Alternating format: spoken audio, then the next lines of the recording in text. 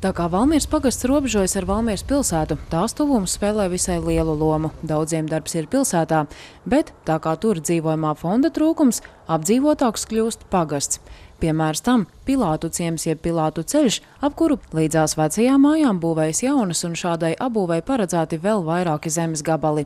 Burtnieku novada pašvaldībai tas būtisks ieguvums, taču problēma, ka caur tiem nevies kopīgs ceļš, un jau šobrīd daļa iedzīvotāju ir nošķirti no pagasta. Man iznāk braukt uz Riņķī prom, jo es gribu tik uz ciemu, uz domi, Valmieras pagasts domu, tad man jābrauc te caur pilsētu cauri, tur pa taisno netiek. Un tur tā kā Pilātos iekšā, tur bērni, viņi te uz skolu nāk pa taisno cauri, tu viņiem jābrien, kur jābrien, pa zāli vai pa kuriem, vai kādu privātām teritorijām, tur jau vēl ceļu viducī, te jau vēl mājas paredzētas ir. Ja privātmāju būvniecība turpināsies, tādā situācijā būs arvien vairāk iedzīvotāji, tāpēc ceļš vajadzīgs, norāda pašvaldībā.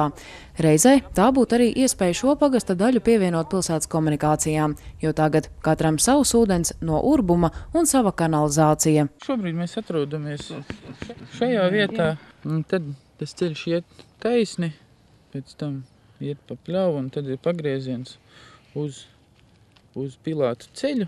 Problēma šobrīd arī, ka daļa gar privātmāju ciematiem esošie ceļi nepiedara pašvaldībai, bet tos laika gaitā veidojuši iebraukājuši iedzīvotāji paši. Tātad nav arī īsti, kas tos apsaimnieko. Arī šajā situācijā jaunais ceļš būtu kā sava veida risinājums.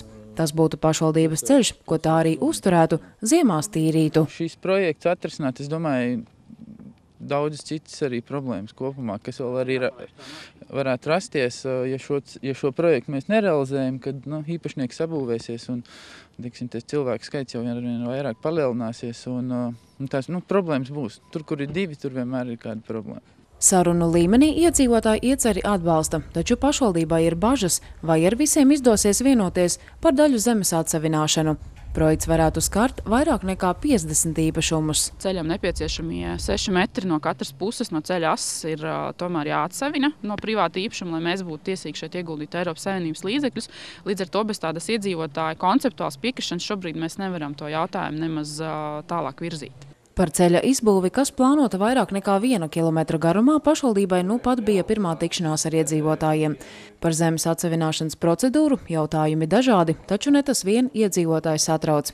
Interese arī par to, cik izmaksātu pieslēgšanās izbūvētiem pilsētas ūdensvadam un kanalizācijai. Un kādas ir iespējas ceļu izbūvēt arī gar citām mājām. Pilāta ceļu, kad izbūvēja, to galveno Pilāta ceļu, tur tos mālus visus sabēra virsū uz to galu. Un mums tur ir tādi māli, ka viss tas zemes sagums viss tur ir noslīcis iekšā. Mums te visiem kaut kur jātiek. Mums tā puse vispār neattīstās nekādā veidā. Tā kā nav pat veikts vēl mērniecības process, sarunas ar iedzīvotājiem turpināsies. Pašvaldībā gan piebilst, jāņem vērā, ka finansējums tomēr ierobežots, lai krasi mainītu trases izvietojumu garumu. Šāds variants šobrīd izvēlēts, jo apkārtnē apbūve paredzēta visai blīva. Tā 30 zemes vienības privātmāju celtniecībai pieder uzņēmumam Valpro, kura vadība uzskata, šis projekts ir iespēja augt un attīstīties kā Valmieras pilsētai, tā Burtnieku novadām. Mans personīgais viedoklis ir, ka Valmiera joprojām ir ļoti laba pilsēta dzīvesvietai un arī apkārtne, protams. Jā, un pilsētai jāaug, jāattīstās. Jā. Šobrīd esošie 26 000 iedzīvotāji ir nepietiekoši, lai ilgtermiņā uzturētu tik labu infrastruktūru. Tāpēc, protams, gan jaunas darba vietas, gan jaunas dzīves vietas. Līdz ar to no esošajiem dzīvokļiem pilsētā, es domāju, ka ir pietiekoši daudz šobrīd vidējā posma un augstākās vadības speciālisti, kurš ilgojās pēc savas mājas. Burtnieku novada pašvaldībā piebilst, atbalsta programma gan paredz tikai grantēta ceļa izbūvi. Tomēr tas būs zīmīgs pirmais solis tālākām attīstības iespējām. Ja iecerē būs iedzīvotāju piekrišana, tad, lai pēc uzbūvēšanas ceļš būtu tīkamāks, par saviem līdzekļiem plānots veikt virsmas apstrādi, tā tam piešķirot līdzīgu segumu asfaltam.